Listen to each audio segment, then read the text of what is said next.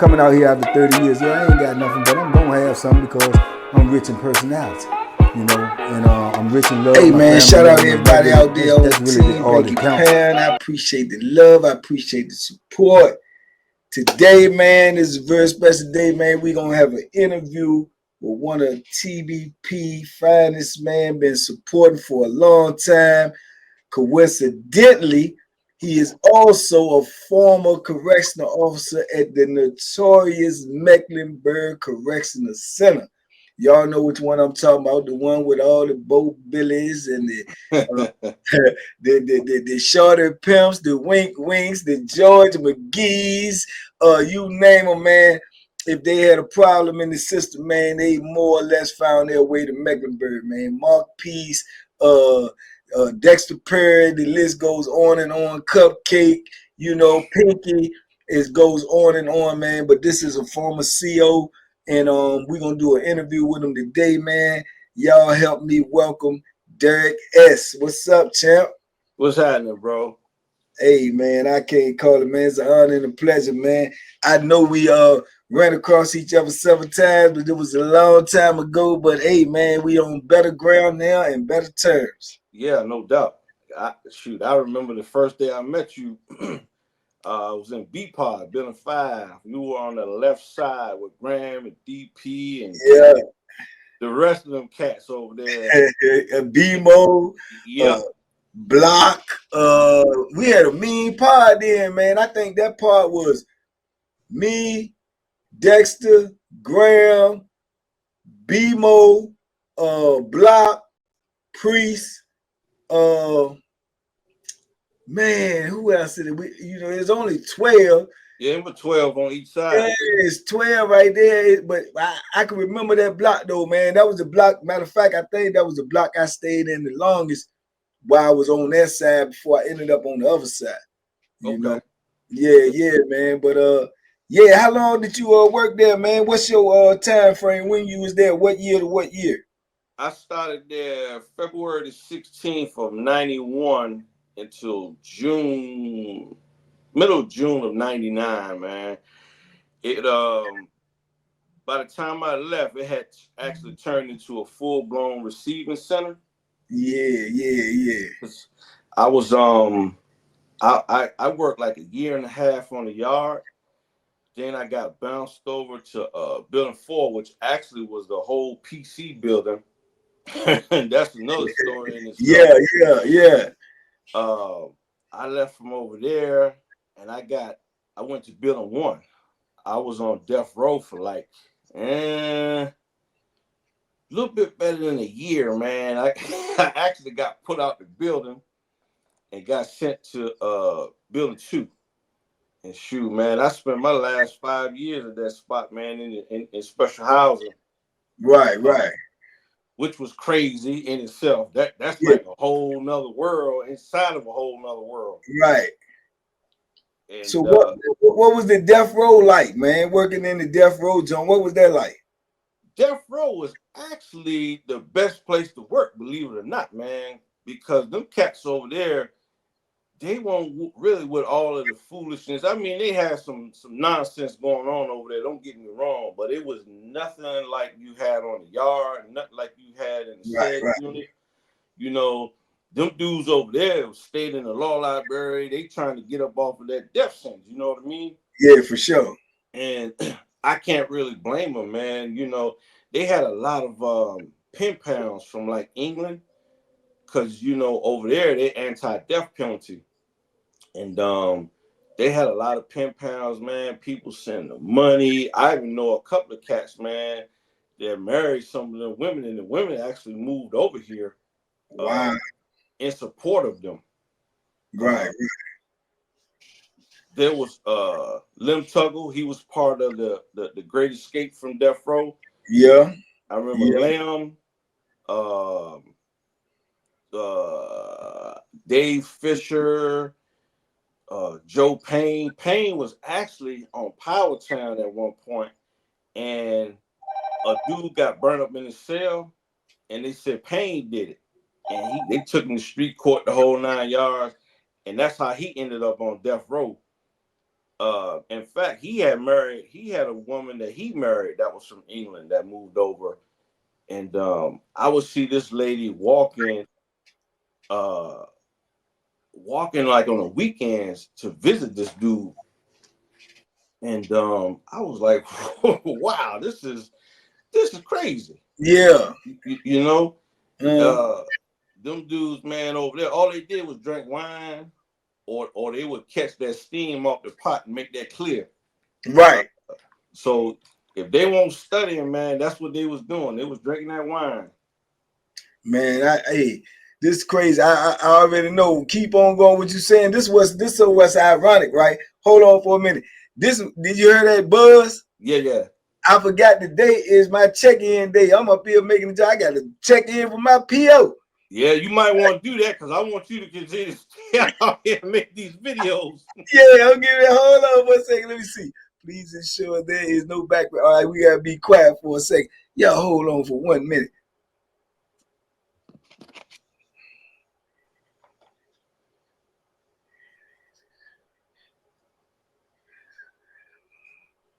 This is what I got to do to check in. Y'all check this out. I agree to the conditions of the program. I agree to the conditions of the program.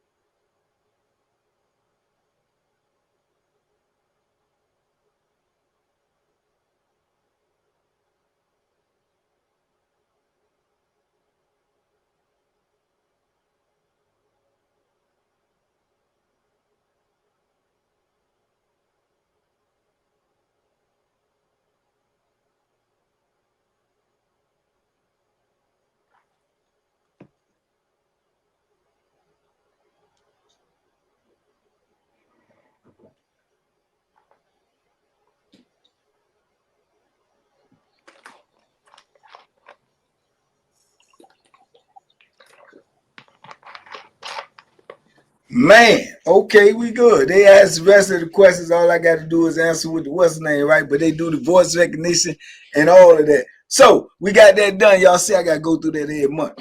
But anyway, man, yeah, go ahead on, man. My bad. My apologies. No worries, man. No worries.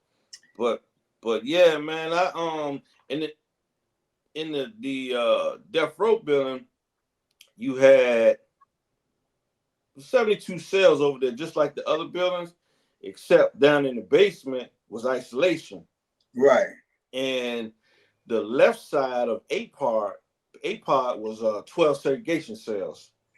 So I don't know. We might have. I know we had three death row inmates that stayed over there the whole time. That was Dave Fisher, the dude Joe Payne I was talking about earlier. Right. And another little dude named was Calvin Swan. He was from Danville. Man, this little dude was like off the chain.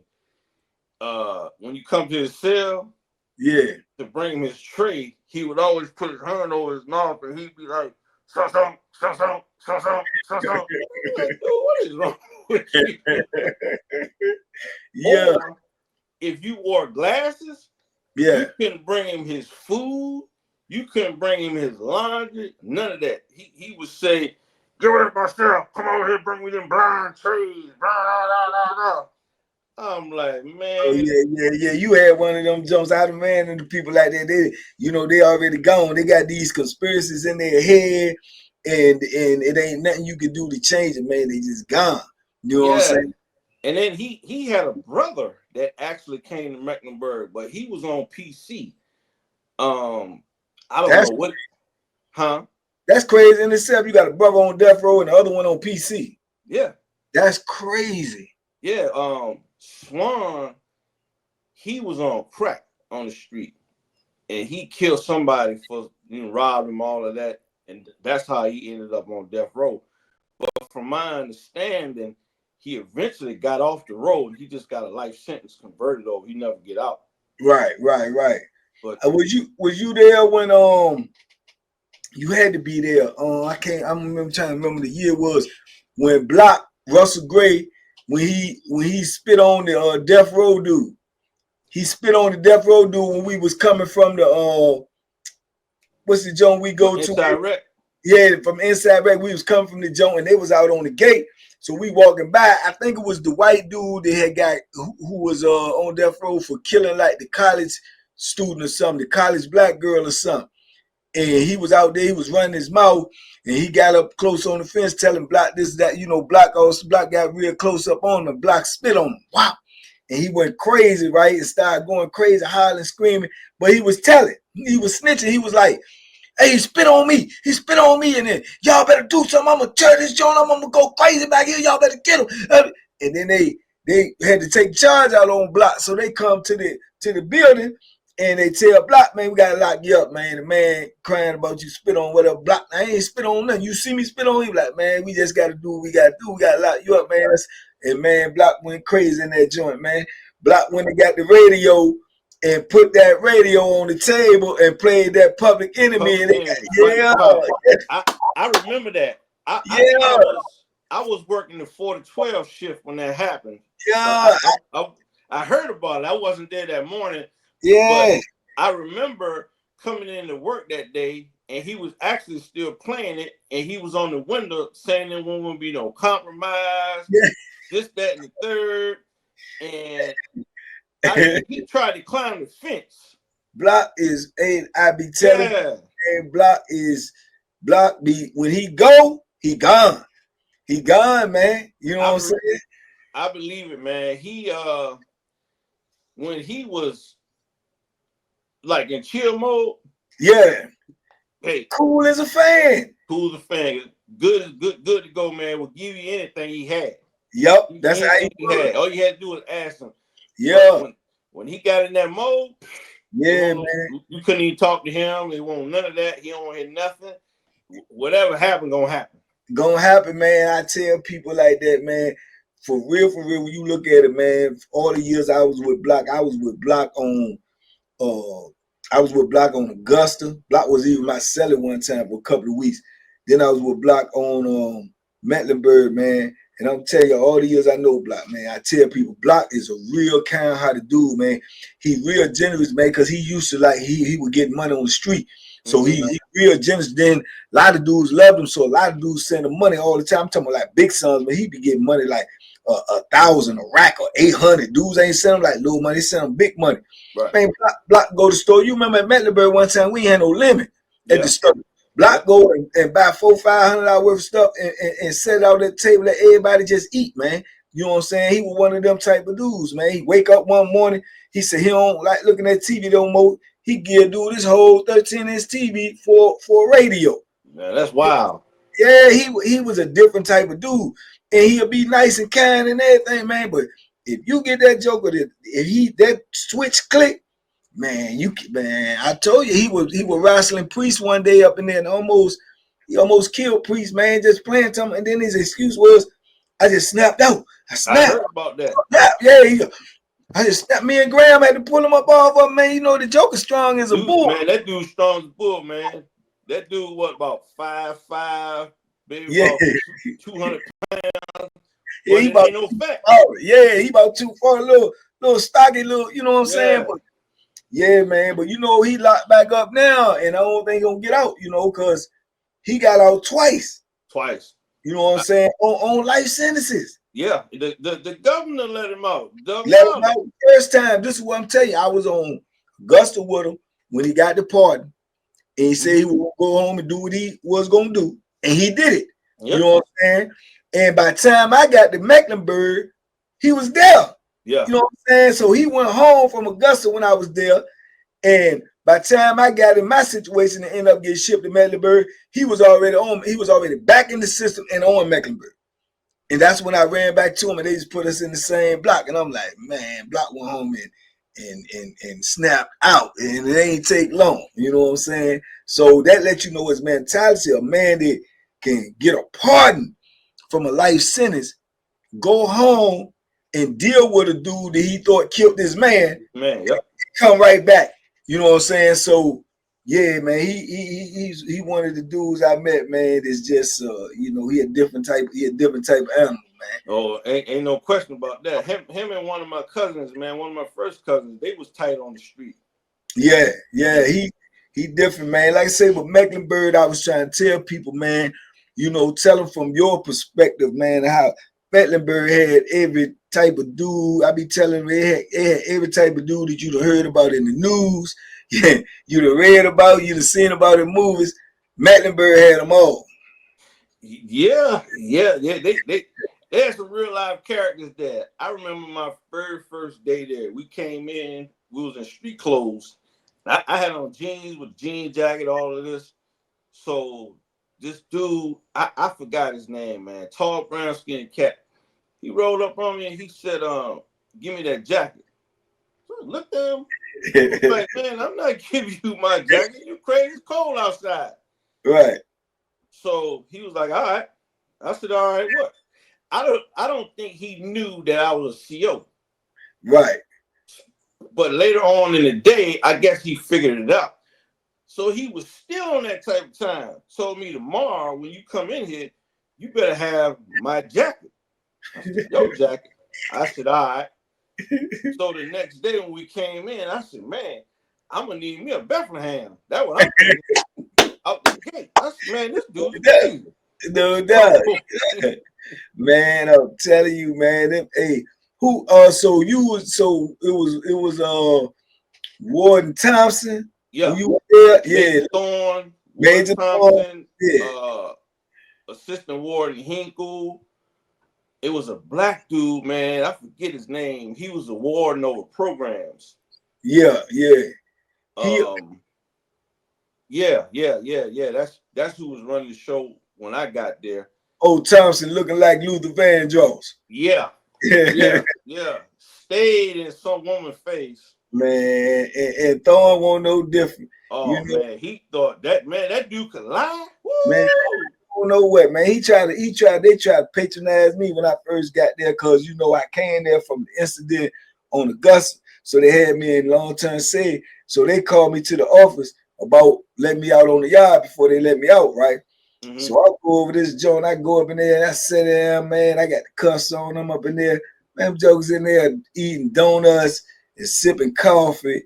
And they want to talk about, you know, my prison record and this, that, and the third, and then tell me what to expect when I go out there on that yard. And like you didn't already know.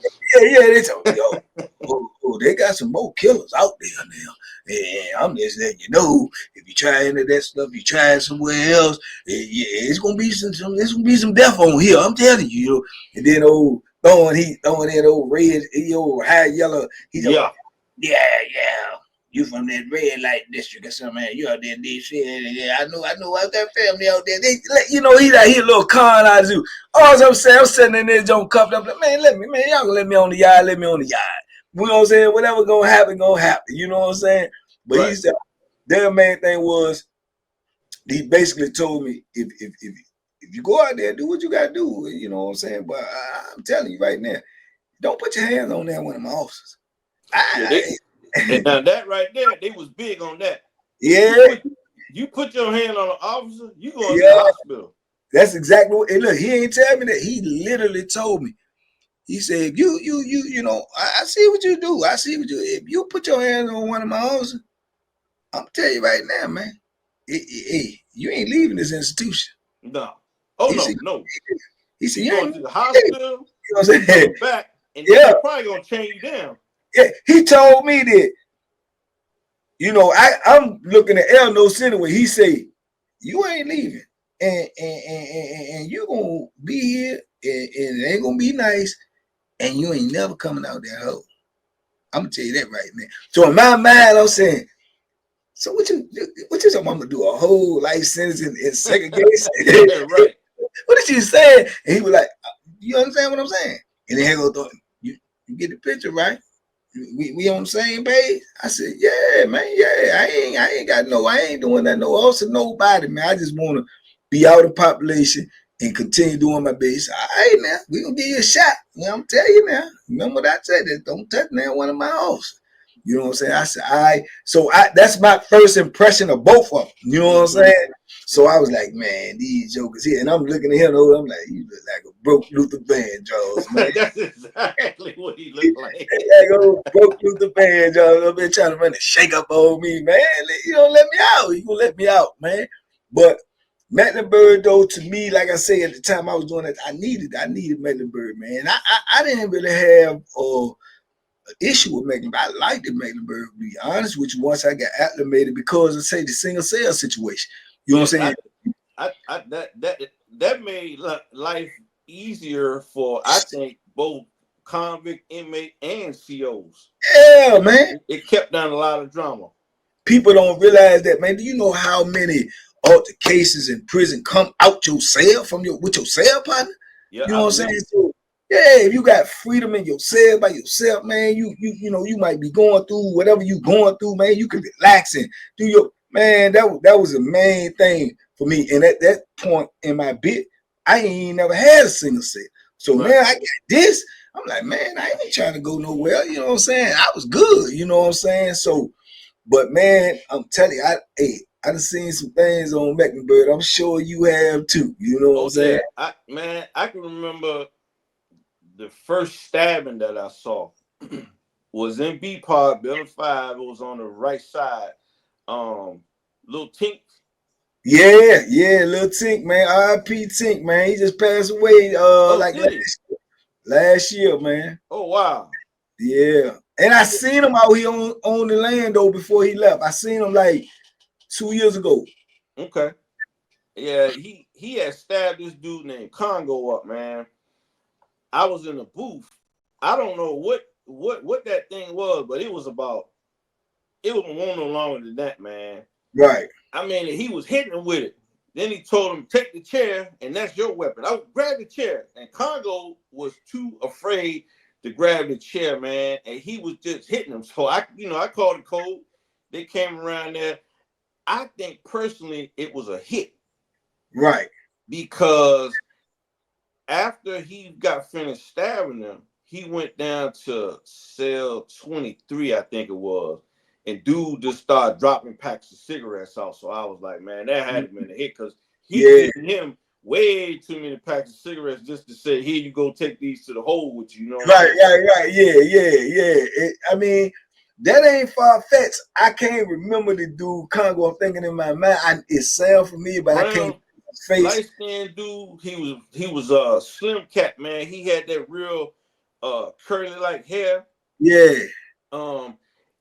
If I'm not mistaken, you remember Big B Moore? Yeah. Dude? Yeah. B Moore, I don't know if that was it. I don't know what they had going on, but right.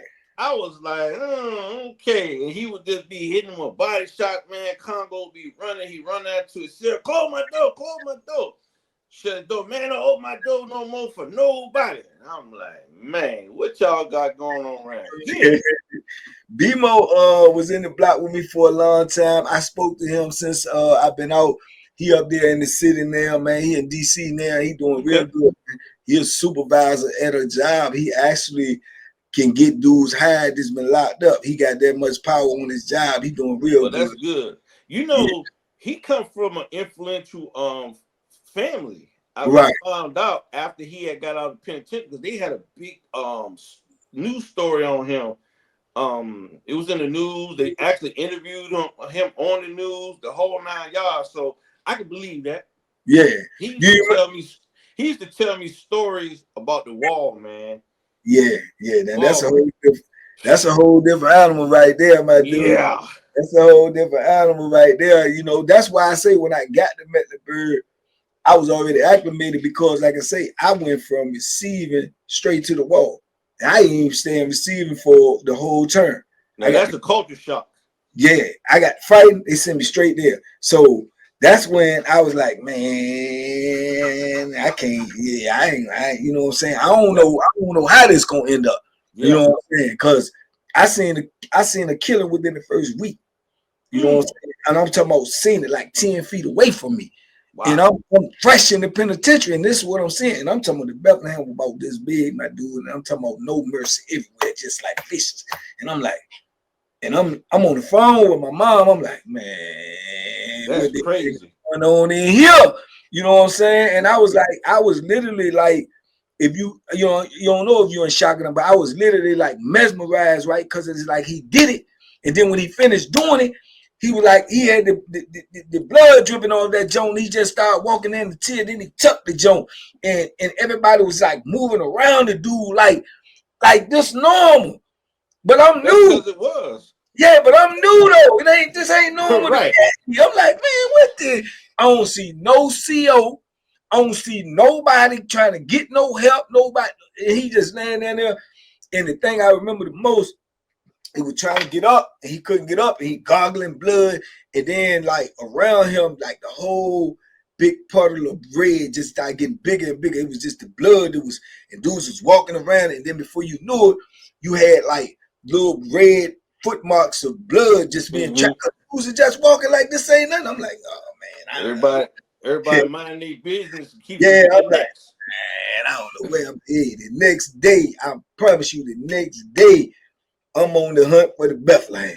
That's when I started looking. I said, I need that, brother. You know what I'm saying? So shout out to PI, you know what I'm saying? But I had to get me one of them Jones there, man, because when you see something like that up close, and then you see the reaction, like it's nobody worried about it, ain't nobody caring, ain't nobody coming to help, nothing. Realize right then and there, you on your own. You definitely on your own, because you know one of the things they used to tell us, hey man, if they're in there rumbling, let them rumble until enough help get there. He said, because you know the average fight only lasts about 3 minutes. Yeah, ain't gonna last long. Yeah, but if somebody coming at you with a Bethlehem, 3 minutes, that's an eternity. Man, that's an eternity. Listen, man, a boxing round